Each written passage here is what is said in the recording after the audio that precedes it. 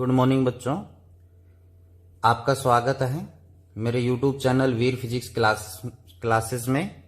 आज हम फिर एक नई वीडियो लेकर आए हैं जो कि class 12th unit number 4B, जिसका नाम है अल्टरनेटिंग करंट। अल्टरनेटिंग करंट को शॉर्ट फॉर्म में AC बोलते हैं। ए का मतलब अल्टरनेटिंग, C का मतलब क्या होता है, करंट। तो इस चैप्टर में जो हमारा पहला टॉपिक है वो है मीन वैल्यू और average value of alternating current. यानी जो अल्टरनेटिंग करंट है मींस AC जो है उसकी मीन वैल्यू या एवरेज वैल्यू क्या होती है, क्योंकि मीन कहें या एवरेज कहें एक ही बात होती है। तो उसके बारे में हम डिस्कस करेंगे।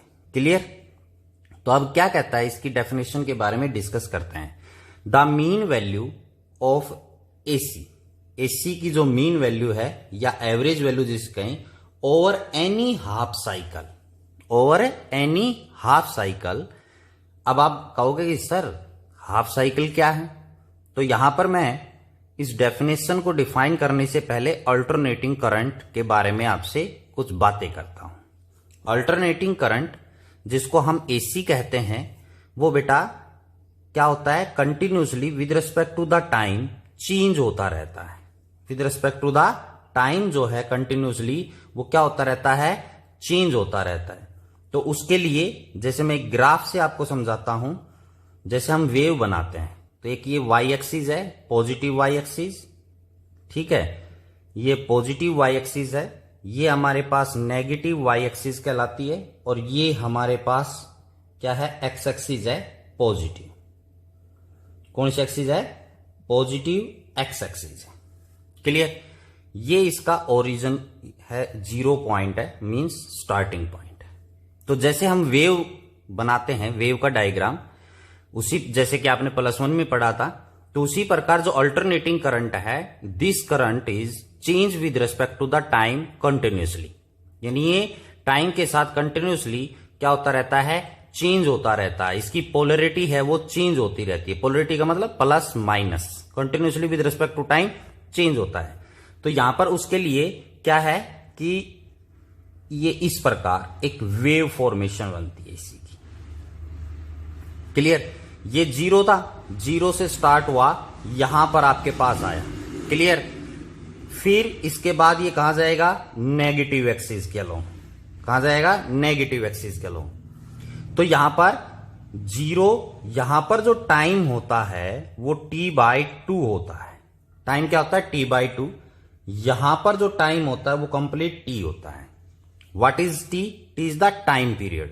Time period means it is the time taken by the wave to complete one cycle. यहां से 0 से चला यहां तक ये हाफ साइकिल है, और ये ऊपर की तरफ है तो ये पॉजिटिव हाफ साइकिल कहलाएगा। इसके बाद कहां गया, नीचे की तरफ गया, मींस नेगेटिव एक्सिस। तो ये T/2 से T तक ये क्या है, नेगेटिव हाफ साइकिल है, और 0 से T/2 जो है वो पॉजिटिव हाफ साइकिल है। तो वेव जो आपके पास है, वेव की फॉर्मेशन में कंटिन्यूसली क्या चलता है, AC चलती है, मतलब अल्टरनेटिंग करंट। फिर ये पॉजिटिव हाफ आएगा, फिर नेगेटिव आएगा, पॉजिटिव नेगेटिव, इसी प्रकार चलता रहता है। क्लियर? तो यहां पर जो AC होती है मींस अल्टरनेटिंग करंट होता है, उसकी जो फ्रीक्वेंसी होती है, जैसे आप लोगों ने सुना होगा, या जो भी आपके पास इलेक्ट्रिकल अप्लायंस होते हैं उनके ऊपर सब पे लिखा होता है, जो फ्रीक्वेंसी है AC की हमारे इंडिया के अंदर वो 50 हर्ट्ज। कितनी है, 50 हर्ट्ज। मींस यहां पर 50 हर्ट्ज का मतलब क्या हुआ, नंबर ऑफ वाइब्रेशन को दर्शाता है कि 1 सेकंड के अंदर AC के अंदर नंबर ऑफ वाइब्रेशन कितने हैं, 50 हैं। मींस नंबर ऑफ वाइब्रेशन मतलब 0 से चलकर एक पॉजिटिव हाफ साइकिल और एक नेगेटिव मिलाकर कंप्लीट एक साइकिल मिलता है। क्लियर? तो यहां पर इसकी फ्रीक्वेंसी कितनी होती है, 50 हर्ट्ज होती है। क्लियर? अब इसके बाद हमारे पास है, मतलब 1 सेकंड के अंदर ऐसे 0 से T तक के 50 वाइब्रेशन करती है AC 1 सेकंड के अंदर। तो यहां पर जब बात हुई थी एनी हाफ साइकिल का मतलब चाहे पॉजिटिव हाफ साइकिल ले लीजिए चाहे नेगेटिव हाफ साइकिल ले लीजिए उस पर। और एक और बात बता देता हूं, ओवर कंप्लीट साइकिल,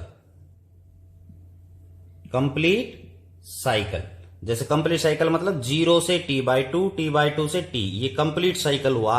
यहां पर एवरेज जो वैल्यू होती है ना एसी की, एवरेज वैल्यू वो 0 होती है बेटा। क्या होती है? 0 होती है एवरेज वैल्यू। क्यों? क्योंकि ये पॉजिटिव है और ये क्या है? नेगेटिव। इन दोनों को जोड़कर एवरेज निकालेंगे तो क्या आएगा? 0, क्योंकि एक प्लस और एक क्या है? माइनस। तो वैल्यू क्या आ जाएगी? 0 आ जाएगी। इसलिए मीन वैल्यू या एवरेज वैल्यू है वो हमेशा हम हाफ साइकिल पर निकालते हैं।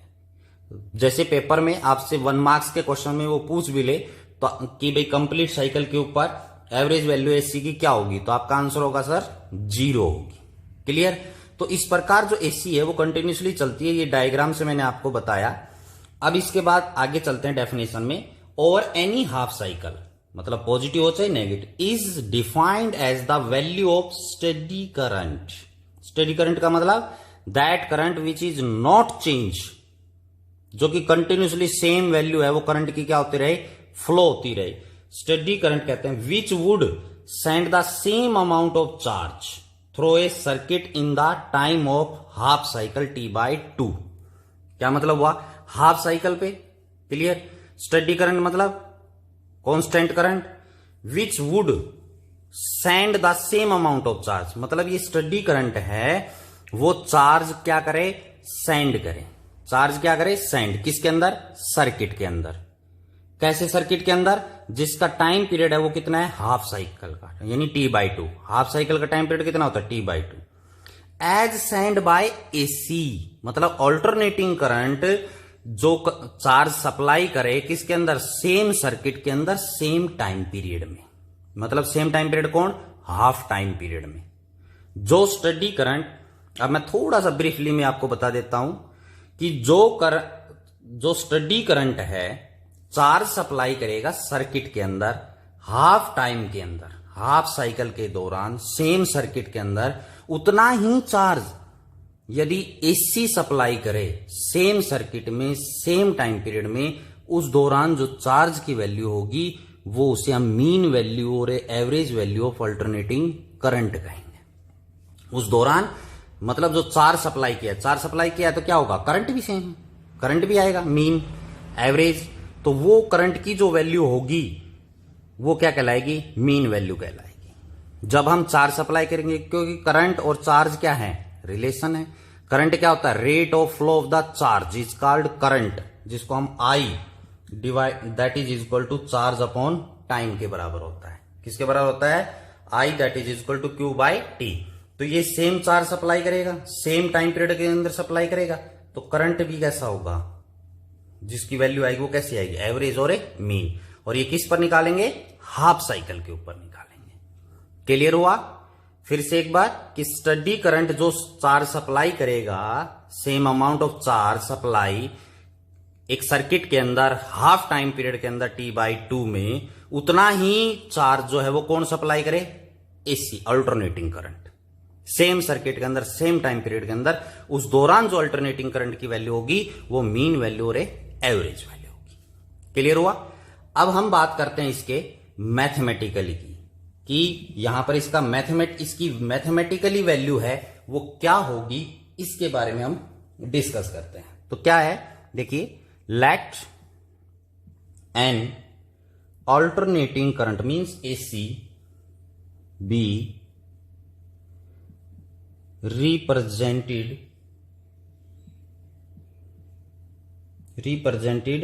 बाय, मींस जो अल्टरनेटिंग करंट है वो किस प्रकार रिप्रेजेंट किया जाता है?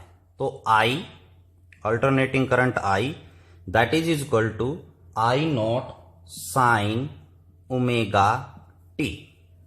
जो अल्टरनेटिंग करंट है वो किससे रिप्रेजेंट किया जाता है? इस इक्वेशन की फॉर्म में रिप्रेजेंट किया जाता है I that is equal to I0 sine omega t. अब इस इक्वेशन के बारे में मैं आपको थोड़ा सा बता देता हूं, क्योंकि स्टार्टिंग है। यहां पर जो I करंट है वो करंट है at any instant of time, मतलब किसी भी टाइम पीरियड के दौरान जो आपका करंट है वो है। I0 जो करंट है यहां पर, ये I0, इसे हम पीक करंट कहते हैं। पीक करंट का मतलब मैक्सिमम करंट है वो ये होता है। साइन एक ट्रिग्नोमेट्री फंक्शन है जो कि पीरियोडिक फंक्शंस में आपने +1 में पढ़ा था, यूनिट नंबर 10 में। ये एक पीरियोडिक फंक्शन होता है। क्लियर। ओमेगा टी, ओमेगा क्या है, एक एंगुलर फ्रीक्वेंसी है। यहां पर मैं आपको बता देता हूं, एंगुलर फ्रीक्वेंसी है ओमेगा, जो कि 2 पाई न्यू के बराबर होते हैं, मतलब लीनियर फ्रीक्वेंसी, या इसको हम 2 पाई बाय टी भी लिख सकते हैं। क्या लिख सकते हैं, 2 पाई बाय टी भी लिख सकते हैं, किसको, ओमेगा को। क्लियर हुआ या नहीं हुआ। तो यहां पर ओमेगा जो है वो 2 पाई न्यू मतलब लीनियर फ्रीक्वेंसी, या फ्रीक्वेंसी और टाइम पीरियड रेसिप्रोकल होते हैं तो 2 पाई बाय टी लिख सकते हैं। और टी क्या है, टोटल टाइम। यहां पर जो ये स्मॉल टी है ये टोटल टाइम है, this is not time period, ये टाइम पीरियड नहीं है। टाइम पीरियड को हम कैपिटल टी से डिनोट करते हैं। क्लियर। अब इसके बाद देखिए कि इतना करंट है वो सर्किट के अंदर क्या हो रहा है, फ्लो हो रहा है। तो अब हम क्या चाहते हैं कि जो करंट की स्ट्रेंथ है वो कांस्टेंट रहे, तो उसके लिए हमें क्या सप्लाई करना पड़ेगा, चार्ज सप्लाई करना पड़ेगा, क्योंकि करंट फ्लो हो रहा है। करंट किसकी वजह से आएगा, चार्ज की वजह से। अगर हम उस करंट को सेम रखना चाहते हैं, कांस्टेंट रखना चाहते हैं, तो क्या करना पड़ेगा, हमें चार्ज सप्लाई करना पड़ेगा जितना भी चार्ज यूज हुआ है। क्लियर। तो यहां पर आप लिखेंगे if the strength of current is assumed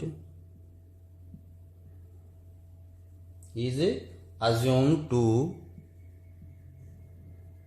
remain constant, for a small time dt। ये इसलिए लिख रहा हूं कि ताकि आप इजीली नोट्स बना सकें इसके, dt then small amount of charge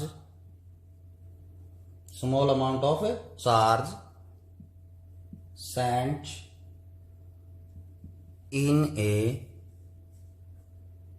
small time dt is, मतलब अगर हम करंट की स्ट्रेंथ को क्या मानते हैं, अज्यूम टू बी कांस्टेंट, मतलब सेम, स्मॉल टाइम dt के लिए, तो हमें स्मॉल अमाउंट ऑफ चार्ज क्या करना पड़ेगा, सर्किट को सप्लाई करना पड़ेगा। बेटा इसको ध्यान से समझना है, क्योंकि इसके आगे जो नेक्स्ट हम बात करेंगे वो अल्टरनेटिंग करंट की जगह यहां पर अल्टरनेटिंग करंट की जगह क्या यूज करेंगे, ईएमएफ। सारा सिस्टम सेम रहेगा, ओम्स लॉ की हेल्प से ईएमएफ आ जाएगा। क्लियर। तो इसलिए इसको ध्यान से समझना है आप लोगों ने। तो यहां पर डी क्यू जो चार्ज है वो किसके बराबर हो जाएगा, आई डी टी। यहां पर लिख देता हूं मैं, क्योंकि जो करंट है वो चार्ज अपॉन टाइम के बराबर होता है। किसके बराबर होता है, चार्ज अपॉन टाइम। तो चार्ज किसके बराबर हो जाएगा, करंट इंटू टाइम के बराबर हो जाएगा। क्लियर। तो इतना डी क्यू चार्ज है वो किसके बराबर हो जाएगा, आई डी टी। अब हमने क्या करना है, टोटल चार्ज है वो निकालना है हाफ साइकिल के ऊपर। क्लियर। तो उसके लिए हमारे पास क्या है, आइए आगे बात करते हैं इससे रिलेटेड। यहां पर हम बात करते हैं, तो उसके लिए हमारे पास क्या है, let q be the total charge sent by AC, मतलब alternating current in the first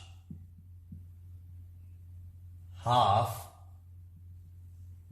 cycle, मतलब 0 से t/2। अभी आपको बताया फर्स्ट हाफ है, पॉजिटिव हाफ कहां होगा, 0 से t/2 टाइम पीरियड के बीच में होगा। तो इसके लिए टोटल चार्ज निकालने के लिए हमें क्या करना पड़ेगा, integration d q that is equal to I integration I d t. यहां पर फिर से बात आती है लिमिट्स की।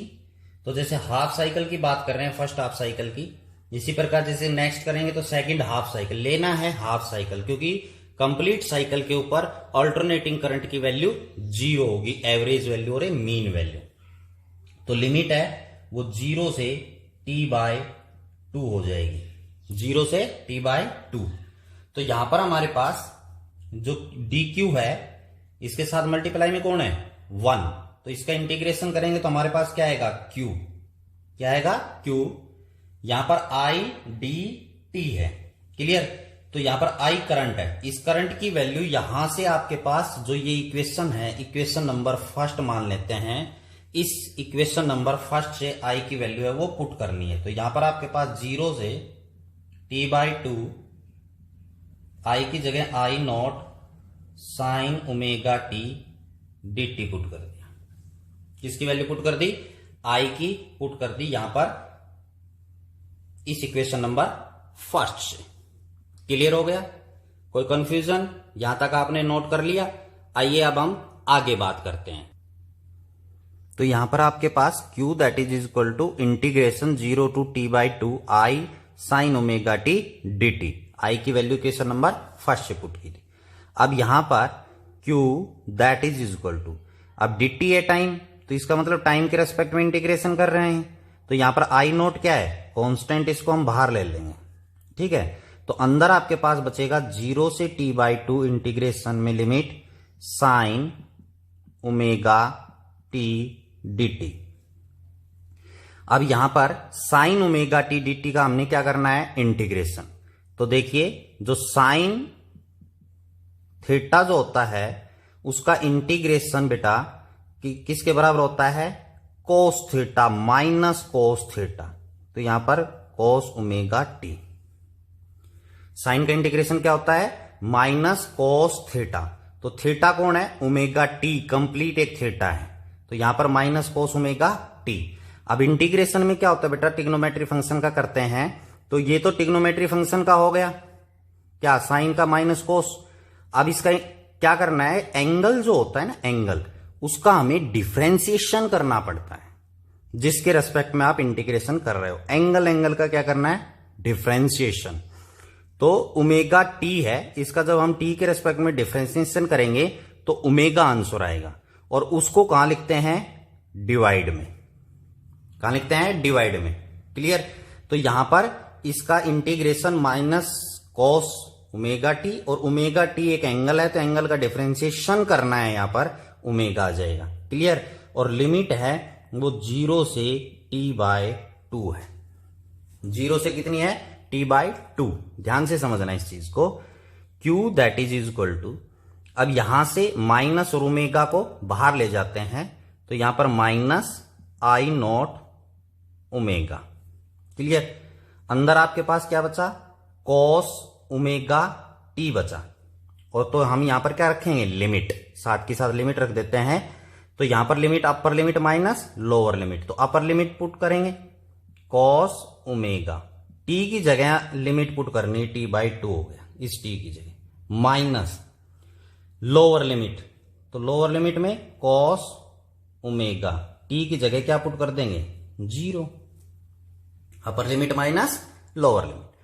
q that is equal to minus I naught by omega. अंदर आपके पास करते हैं डिस्कस, कॉस ओमेगा, ओमेगा की जगह जैसे मैंने अभी आपको बताया था क्या लिख सकता है 2π/t ओमेगा की जगह t/2। बेटा ये मैथमेटिकल टर्म है, इनको ध्यान से समझना है। क्लियर। यहां पर माइनस कॉस क्या हो जाएगा 0, कॉस क्या हो जाएगा 0, 0 से मल्टीप्लाई करेंगे कॉस 0। अब यहां पर देखिए 2 से 2 कैंसिल हो जाएगा, t से t कैंसिल हो जाएगा, तो क्या बचेगा cos पाई बचेगा। तो q that is equal to minus I naught omega, अंदर बच गया cos pi minus cos 0। Clear. cos pi का मतलब cos 180, cos 180 की वैल्यू किसके बराबर होती है -1। तो यहां पर q I naught by omega, cos pi की वैल्यू -1 माइनस कोस 0 की वैल्यू 1 होती है, -1 नहीं 1, यहां पर माइनस का साइन था ये। क्लियर। तो इसलिए माइनस हो गया। कोई दिक्कत? स्टेप बाय स्टेप आपको समझा रहा हूं ताकि आप इजीली समझ सकें इस चीज को। आगे देखिए, Q that is equal to minus I naught by omega, और अंदर आपके पास हो जाएगा -2, यहां पर -2। तो Q that is equal to minus minus क्या हो जाएगा, प्लस, तो इसकी वैल्यू क्या आ जाएगी 2I0 by omega. 2 plus minus minus क्या हो जाएगा प्लस 2I0 बाय ओमेगा। तो ये किसकी वैल्यू आ गई, Q की। इस इक्वेशन को मैं मान लेता हूं इक्वेशन नंबर सेकेंड। कौन सी इक्वेशन हो गई, सेकेंड इक्वेशन। यहां पर हम लिखते हैं इफ आई एम का मतलब m मतलब mean value of current represents the mean value of alternating current और ए फर्स्ट हाफ साइकिल, देन मतलब हमने मान लिया कि ये मीन वैल्यू को रिप्रेजेंट करता है एसी की को हाफ साइकिल के ऊपर, तो क्या होगा, चार्ज की फॉर्मेशन में लिखना है। तो Q charge that is equal to किसके बराबर होगा, करंट इनटू टाइम, क्योंकि यहां पर करंट है वो चार्ज अपॉन टाइम होता है। तो Q that is equal to I M मतलब mean value of current, current होगा इनटू टाइम, टाइम क्या हो जाएगा, हाफ साइकिल का लेना है। टी कंप्लीट नहीं लेना है, हाफ साइकिल ले रहे हैं, इसलिए T/2। This is the equation number third. Now from equation second and third, ये थर्ड और ये सेकंड, इन दोनों इक्वेशनों को क्या करें, कंपेयर करें। तो लेफ्ट हैंड साइड बराबर है तो राइट हैंड साइड भी क्या होगी, बराबर। इसका मतलब I m into T/2 that is equal to 2I0 by omega, I0 by omega. कोई दिक्कत? अब यहां पर हमने क्या करना है, मीन वैल्यू की निकालनी है, मीन वैल्यू। तो यहां पर क्या हो जाएगा, I m that is equal to, ये T/2 है, इसको हम उधर ले जाएंगे, कहां ले जाएंगे, राइट हैंड साइड। तो यहां पर 2I0 डिवाइडेड बाय ओमेगा जो है इसको भी टी की फॉर्मेशन में लिखेंगे, टाइम पीरियड की में, जो कि 2π/t होता है। किसके बराबर होता है, 2π/t। तो यहां पर ये t कहां चला जाएगा, ऊपर चला जाएगा, कैपिटल टी, इसका ही है, ठीक है।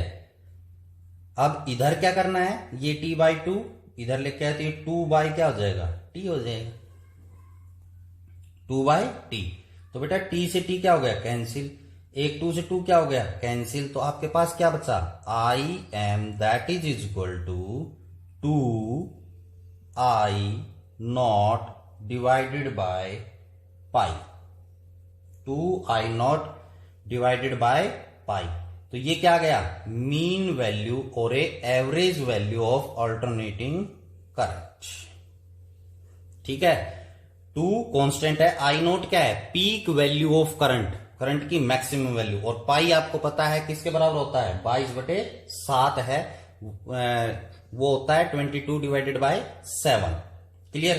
तो यहां से आपको बात समझ में आई या नहीं आई? यहां पर मैंने क्या किया, मीन वैल्यू थी लेफ्ट हैंड साइड, इसको उधर ले गए तो 2/t हो जाएगा, उल्ट जाएगा। और 2I0 ओमेगा की जगह क्या किया, 2π/t, तो 2π लिख दिया, t कहां चला जाएगा ऊपर, t से t कैंसिल, एक 2 से 2 कैंसिल, तो यहां पर 2I0/पाई बच गया मीन वैल्यू। जब बेटा हम इसकी वैल्यू पुट करके इसको कैलकुलेट करते हैं मीन वैल्यू को, तो वो हमारे पास आती है 0.637 I0,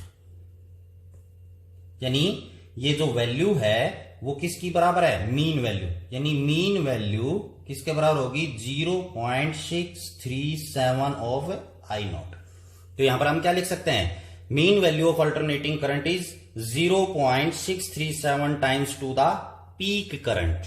किसके बराबर होती है, पीक करंट के 0.63 टाइम्स होती है। तो बेटा यहां पर जो मीन वैल्यू है वो 0.637 पीक वैल्यू, या इसको हम लिख सकते हैं मीन वैल्यू है वो 63.7% में ऑफ पीक करंट। तो यहां पर इसकी लिख सकते हैं थ्योरेटिकली डेफिनेशन फॉर्म में, मीन वैल्यू ऑफ एसी और positive half cycle is 0.637 times the peak value of alternating current. तो आज के टॉपिक में हमने डिस्कस किया मीन वैल्यू और average value of alternating current. आज के लिए इतना ही। Thank you and have a nice day. फिर मिलते हैं नेक्स्ट वीडियो में।